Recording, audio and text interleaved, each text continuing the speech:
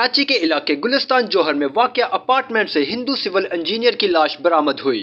Police نے بیوی کو تفتیشی عمل میں شامل کر لیا۔ پولیس کے مطابق کراچی کے علاقے گلستان جوہر بلاک 19 میں امام بارگاہ کی گلی کے قریب رہائشی اپارٹمنٹ کی عمارت کے اندر ایک شخص کو تیز دھار ہتھیار سے قتل کر دیا گیا۔ مقتول کی شناخت 35 سالہ راہل کمار ولد راج کمار کے طور پر کی گئی ہے، جو سول انجینئر اور کنٹریکٹ ملازم تھا۔ ان کا تعلق اندرون سندھ شکارپور سے تھا۔ پولیس کے مطابق راہل کمار کو قتل کیا گیا۔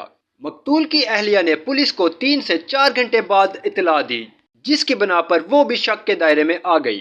بیوی نے پولیس کو اپنے بیان میں کہا کہ ایک نقاب پوش شخص ان کے گھر میں داخل ہوا اور راہل کا گلا کاٹ کر فرار ہو گیا۔